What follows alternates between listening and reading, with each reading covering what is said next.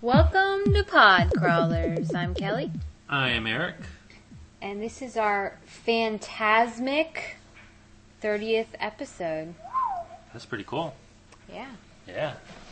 That's awesome. That's fantastic. Or phantasmic, as you just said. That's what I said. This episode, if you don't know by now, we're going to talk about the Phantasm movies. A great series of movies. Yes. And by great, I mean pretty good. Right. Right. Boy. Where to start? Let's start at the very beginning. Phantasm. The original. The original, I believe, don't quote me on this, released in 79, I think. I don't know. Then you won't be able to quote me on it. That's right. A synopsis of a Phantasm movie is kind of difficult. Yes. Because it's just wacky. Definitely wacky. And when you try to do a little outline of it, it just sounds ridiculous and stupid. With these movies, you just got to go with them. Yes. Turn your brain off and just go with them. Because characters that you think have died will come back. Yeah. And vice versa. Yes. They'll characters just disappear and... It's crazy. It's crazy. I believe in the director's commentary for this first Phantasm movie, the director, said that these movies are inspired by dreams and they have that dreamlike quality. And in a dream, you are, you might be in one particular scene and then in the blink of an eye be in another scene, a different location with different people, no reason. Exactly. And knowing that, it kind of makes these movies easier to get through. Not that these movies are hard to get through. I love the first one. I saw the first one, I don't even know how many years ago. I owned it on VHS, and when it came out on DVD, I picked it up almost immediately. It's my kind of movie. It's fun. It doesn't take itself seriously at all. Yeah. It is a bad movie, but it's definitely watchable. We have a, it's... I think we can do kind of a little synopsis. It's basically about, the first one centers two brothers and the older brother's best friend. Mm-hmm. And Michael, Jody, and Reggie. Yes. And some strange goings-on in the local cemetery. Yeah, not to spoil anything, but the antagonist is referred to as the Tall Man. Yes. And boy, is he tall. And he has powers that he uses whenever the plot needs him to. Yes, he does. He is enslaving the dead. He is taking dead corpses from cemeteries, shrinking them down into dwarf size, and transporting them to either another world or another dimension or both as slaves. Mm-hmm. And he's shrinking them because there's much more gravity in this other place. And Reggie, Jody, and Michael are trying to stop him because Jody and Michael's other brother has recently died in the first movie, and if your brother died and you find out that this Undertaker type character is taking the dead corpses and doing things with them, you would want to stop the guy, right? I would think so. Yeah. Of course, there's a little more to it than that. There are twists. Yes. Nothing is what it appears to be. At the end, not to spoil anything, but we find out that it was all a dream. Kind of. But we talked about Nightmare City last week, where the end of the movie, the guy wakes up, oh, it's a dream, and then it really happens. Yeah. And this one, you could say the same thing happens, but you're never really sure. In the whole series, you don't know what's a dream and what's real, what's all in the character's head, and which character's head is all of this in. Exactly. One particular thing that I love about the Phantasm movies is the spear. We have to mention the spear. It is a silver spear, and it flies on its own. Not to spoil anything, but yes. What? Well, there's more to the spear, as we find out. I know. We're still talking about the original Phantasm 1. Yes. Thank you. Yes, you're welcome. And what it does is it can attack a person and basically drill a hole straight through the brain. And kill them. Stuff out. Yes. Suck all the nice, lovely blood and guts out. Or, well, blood. And then, for the time, for a low-budget movie, it's an amazing effect. Oh, yeah, it is. Totally. And the sound that it makes as it's flying I was just going to mention through. the sound effects, but yeah, I'm sure, well, maybe they did plan it, but it's perfect. Yeah. I can't imagine another sound or another weapon that the Tall Man employs. The spheres work, and I think people think of Phantasm, they think of the spheres, too. I agree. All right. And, I was going to touch on the sound effects, sphere. The acting is not the greatest. Michael is annoying like a Luke Skywalker. Yes. However, I think maybe he's not annoying as a Luke Skywalker. No, I think he's annoying as a Luke I think Skywalker. he's more self-assertive than a Luke Skywalker. Maybe. True. Well, at least by the end of this movie, he's not a whiny brat. Like, he's kind of... He's got more balls. Yes. And as we find out in later movies, he gets more and more balls. No pun intended. More cojones. Balls. Cheers. Yeah. Totally. Yeah. Over your head. No, I got it. Are you just ignoring? Yeah, Oh. basically. Thank you. A particular highlight of Phantasm I want to touch on is the musical interlude, Sitting Here at Midnight. Awesome. I want that on CD. He knows the words. Yes, but I will not sing them here. Phantasm, the first one, I'm just going to say a Podcrawler recommendation easy. Oh, definitely. Definitely. Now, the next movie that we're talking about, I'm not so sure would be a Podcrawler recommendation. Well, the thing is, if you watch the first Phantasm movie, chances are that you're probably familiar with the idea that it has sequels. Yes. And if you don't like the first Phantasm movie, I don't think you'll watch the rest of them, but if you do, you need to watch them in order. Yeah. Because each one has a cliffhanger ending, except maybe 4. But it is totally left wide open. And like Star Wars, we didn't even touch on the connection between Star Wars and the Phantasm Well, you movie. did a little bit with the whiny Luke Skywalker. Well, yeah. Each Phantasm movie is basically a chapter in a story, just like the Star Wars movies are. Yes. And the little slave dwarves, they resemble Jawas from the Star Wars movies. They even sound like Jawas. And I think that was a nod to the Star Wars movie. There was another connection that we had made, and I can't think of what it is right now. Offhand. I don't know. Maybe we'll think of it later. Maybe. Well, in the fourth movie, they're in the desert.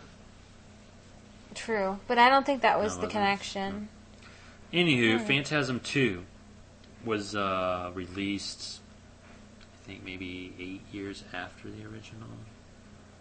Something like that. So it was a long time between movies. Yeah. It features basically the same cast except for the guy who played Michael. Who is basically the main character. Yeah. So, yeah. This- Not so great on whoever's part that was. Well, who knows? Maybe the guy who originally played Michael either didn't want to do it or couldn't do it. Yeah, that's possible. I'm just saying. I know. This movie, I remember the ads for it and the balls, seeing the balls, and I was just like, what is this? And just never saw that movie or whatever. This movie, actually, a little backstory, kind of eluded me, at least. It's not out on DVD at all. Well, it is, but not in the U.S. officially. I had to order it on Amazon on VHS. It was only a couple of dollars. Actually, I think it was like $10 or $11 for a VHS copy. We finally saw it, and it's really not worth tracking down on its own. If you want to watch the entire Phantasm series, it's essential. But if you're just a casual fan, just skip it. And yeah, basically it picks up, I guess, however many years after, maybe. Michael has grown up. The tall man is still going across the land, stealing bodies. Michael wants to stop him. He has a psychic vision or two. Finds out that Jody is still alive. So Michael and Reggie go try to stop the tall man. Yeah. And it's left open at the end. It's a cliffhanger ending, I guess. It's kind of an average movie. I mean, you have Phantasm, and usually the first in the series is always the best. Yeah. Usually. Not always. But there were moments that were Phantasm worthy. In my opinion, this was definitely the weakest of all of the Phantasm movies.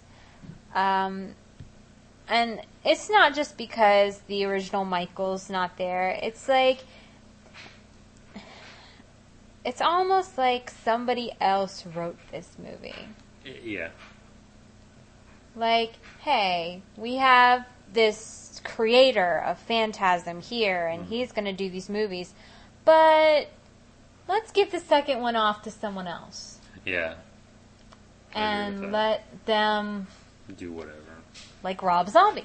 Oh God, Rob Zombie's Phantasm. Can you imagine? Oh God. Let's not give him ideas. Oh God. He would probably play the tall man.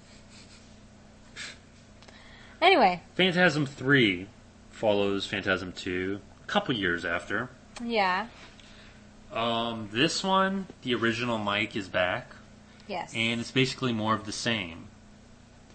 There are, I don't want to say a side plot, but Reggie is on his own for a while, comes across a kid who lives in a town that has been besieged by the tall man and his minions, I guess. Yes. My bad.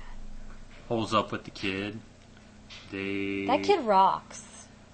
And not to spoil anything, but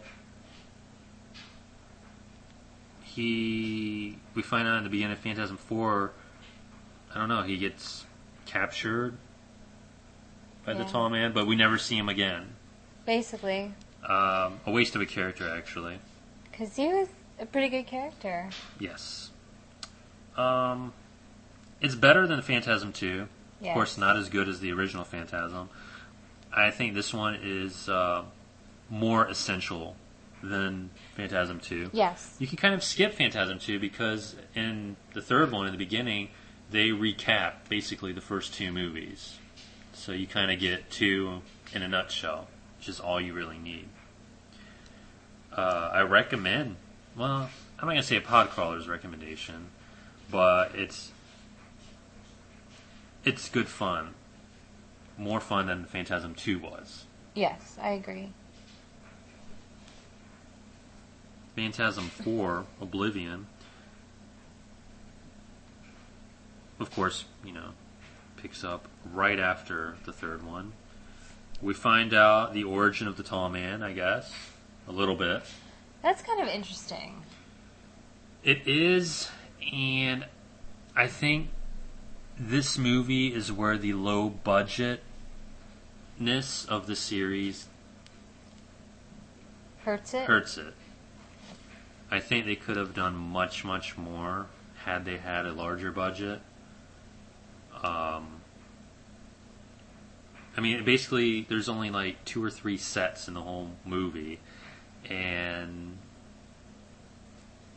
I don't know. We find out that the tall man, I guess, has a plan for Mikey. Yes. Not to spoil anything, which I won't. And this, the whole concept is kind of a shaky concept in the first place, but the whole plan for Mikey, I didn't really like, because it seemed to be just out of left field, which I guess is par for the course with these movies. The end. Originally, I thought this was the final one, that it would answer all the questions and everything would be resolved. Nothing is resolved in this movie. So I was very pleased when I heard that there will be a fifth and final one, that hopefully will resolve everything.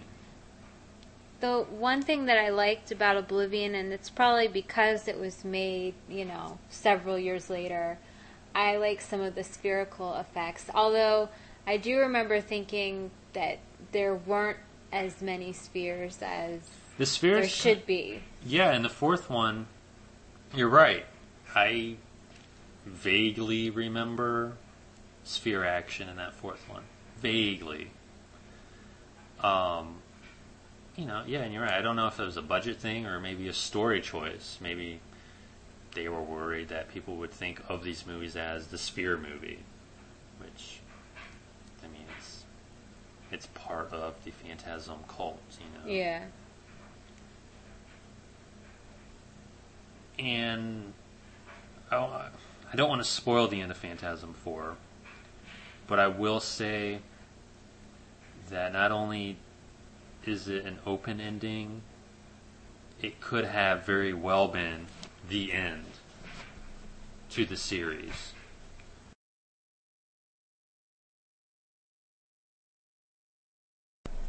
And it would have been a satisfying end, because the end is very dreamlike. You don't know what exactly is going on. At the same time, like you said earlier, I think there are still questions that need to be answered. And maybe Phantasm 5 won't do that, but I kind of hope that something, is answered at least. With Phantasm 4, I was hoping, and the budget wasn't there, so back in my mind, I knew it wasn't going to happen. Was just the big fight, Spears against, Jody, Michael, and Reggie, just a big slobber knocking fight. Hey, who knows? Maybe Phantasm 5 will see that. Maybe. That would be awesome. Phantasm 5, I still can't remember the subtitle to it. Don't know if they're making it now or what the deal is. I guess I should have done some research or something. Is the original cast? Yes. They would be stupid to... Well, I know that, but... this baby's been going on for almost 30 years, So... I wonder if Michael will ever, just be able to be normal. In the movies? Yeah. Who knows? Is Phantasm 5 going to find him years down the road and he's got a wife and kids or something, and then the tall man moves into his city, or... Yeah. I don't know. I don't want that to happen. I want everything to be resolved. Yes, I agree. But leave it open slightly. I don't know. I don't know about that. While we're on the subject of a sequel, you got to think about the trend of reimagination. Yes. Crap. If they do reimagine Phantasm, I hope they don't do it with 5. I hope that's the final chapter. If they do reimagine it in the future, I hope Rob Zombie has nothing to do with it. Oh, I agree. Totally. See, I don't think that Phantasm is Rob Zombie-esque. Because... Oh, no one's stabbing people. Exactly. I mean, he probably likes the idea of the sphere, but I think he's more into things that could happen instead of things that could never happen. Agreed. So if they that's do, a good thing. Yeah, if they do reimagine it, I hope they have the budget to do some amazing things with the spheres and with, just effects. I don't know what else to add to Phantasm. Well, I mean, that says it all. Phantasm, the original, is by far the best. Best of the Phantasm movies. Some interesting things occur in each of the movies that kind of forward the storyline to a certain extent. Yeah. Or do they? And that's the whole thing. What's real and what's not? Yeah, is every movie just a dream? Is the whole thing a dream? A figment of someone's imagination? And even if it is, it's a good adventure. Definitely. As a whole, I think it's definitely a Podcrawler's recommendation. As a whole, the Phantasm series, yes. Definite recommendation. And we're not going to say that about every series. Star Wars, I don't recommend that. I don't recommend the Star Wars movies. Okay. In the horror vein, I don't recommend the Halloween series as a whole. Okay. Phantasm, I do. The series in its own weird way works, and it expects nothing from the viewer other than to be entertained. And I think that it succeeds in entertaining people. Entertain me. All right. All right. Sounds good. That is the Phantasm episode, the Phantasmic 30th episode.